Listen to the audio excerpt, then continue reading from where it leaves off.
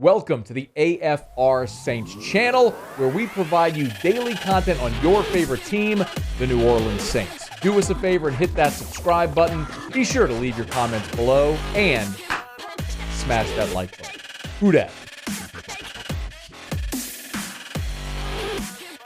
And congrats go out to the great Alvin Kamara, who has been named the NFC Offensive Player of the Week. And of course he would be. Why wouldn't he be? He was a one-man wrecking crew on Monday Night Football in a game that was largely offensively offensive. He was the guy that was consistently the stud. The Saints relied on Alvin Kamara basically throughout the entire game. He ran the ball 20 times for 51 yards, had the 12-yard gain on 3rd and 10 where they ran the draw in the fourth quarter. That essentially allowed the Saints to keep their game-winning drive alive, where Sean Payton looked like he was going to settle for a long field goal attempt, got the first down, allowed the Saints to chew some more clock.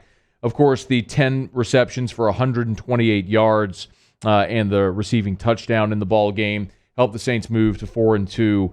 I love what Sean Salisbury said on the show with us yesterday, and it was a really good perspective because we do wonder about workload for Alvin Kamara. And it is a very fair question to ask because, he's a guy that is diminutive. He's not Derrick Henry. He's not a 240-pound running back. He's a guy that you don't want to take a beating. But when he's getting 30 attempts a game, 30 touches a game, you do wonder about durability. But the thing that Sean Salisbury said on the show was actually pretty point. He said, I'm not worried about Alvin Kamara 8 years from now. Because the truth is the running back, the shelf life of running back in the NFL is what it is, and these guys typically don't play well past 30. So maximize what you have now if it's helping you win games. In some respects, that's true. And I've often been reminded of this as well. And I think about this. Like when I'm watching a Saints game and I watch Alvin Kamara run, I think about this. Work done, great running back, of course, who went to Catholic High and then Florida State, and you all know, and spent the majority of his career. He was drafted by Tampa, played for Tampa, and then Atlanta.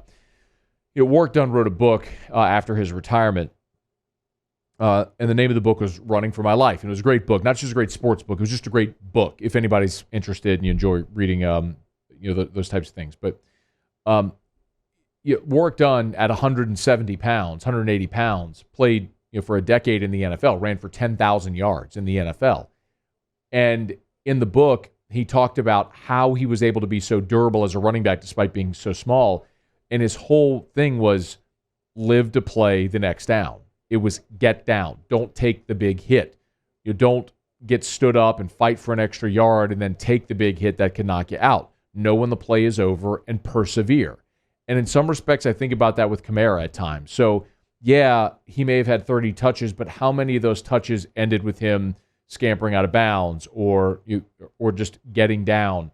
That's more of the thing. When Alvin avoids the big hit, the ones where I kind of hold my breath more so is when Kamara's running the ball between the tackles and gets caught up in the wash. Everything else to the outside, just trust him with his athleticism, speed, agility to avoid the big hit. And he's largely done that in his career, which is why he's been able to be a durable back, and he is magnificent. The same cannot be said, unfortunately, for Marcus Davenport. Marcus Davenport has played sparingly through every one of his seasons in the NFL.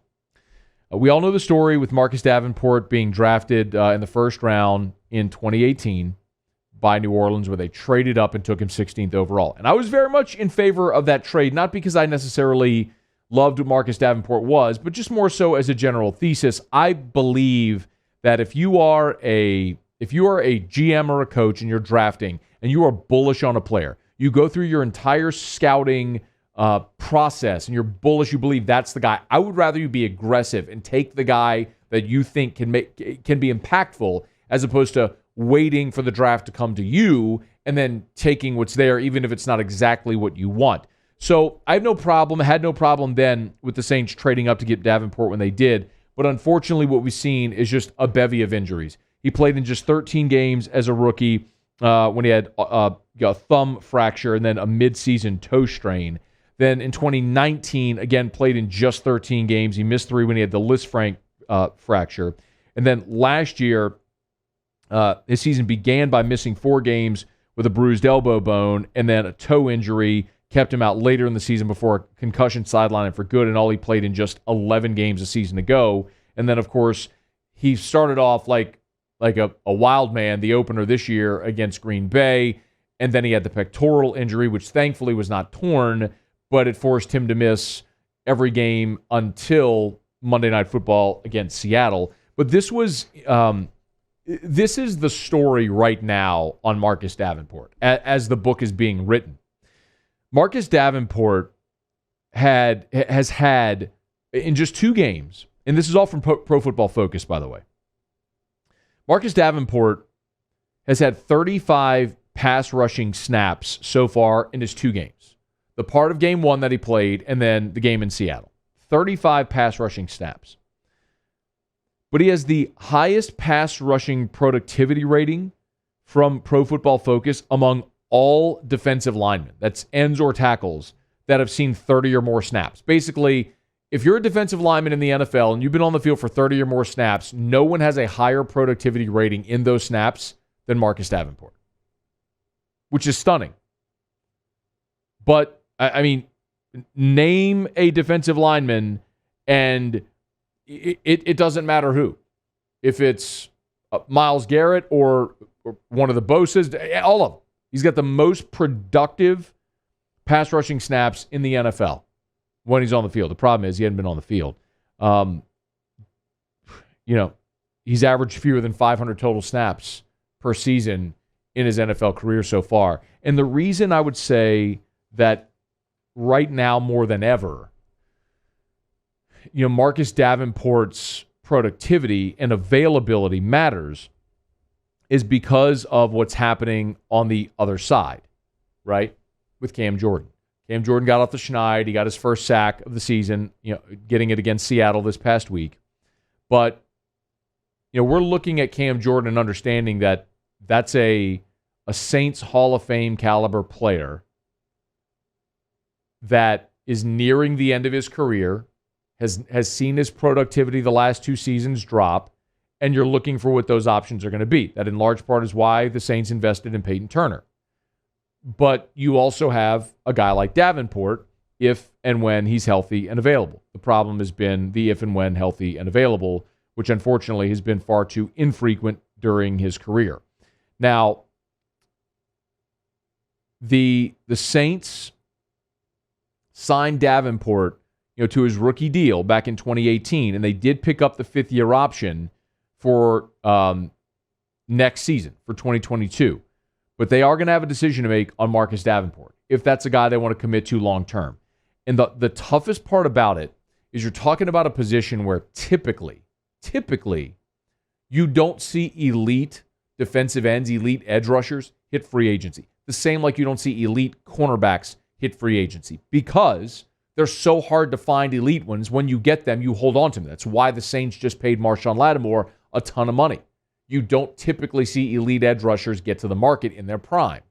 So you kind of are banking on Marcus Davenport staying healthy and being great, or Peyton Turner developing and being great, although he's had injury issues early in his career as well.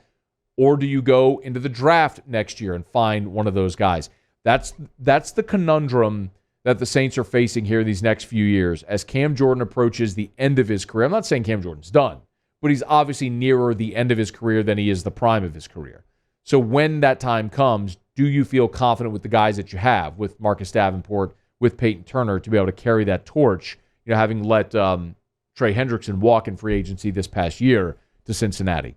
This would be a great opportunity. It would be an awesome time for the Saints and for Marcus Davenport to play at an elite level. You got Tampa on Sunday afternoon, the 3:25 game in the Dome, and we all know the deal with Tom Brady. Tom Brady is at his worst when he's affected by pressure.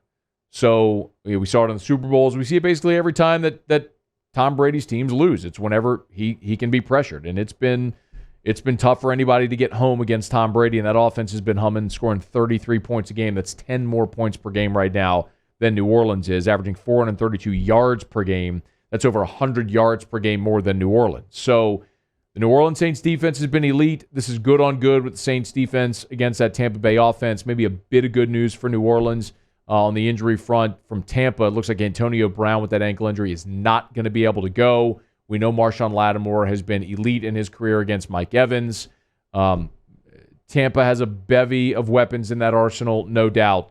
But this is really going to be one of those games that it puts the Saints' defense to a test. The Saints, because of the Monday Night Football game and the travel, they normally would have a full practice today. They're not practicing today. They'll have a full practice tomorrow and Friday, and then they'll do more work on Saturday than they typically do to get ready for Sunday afternoon in the Dome against the Tampa Bay Buccaneers. Hey, thanks so much for watching. Please leave your comments. I love to interact, and be sure to hit the red subscribe button below.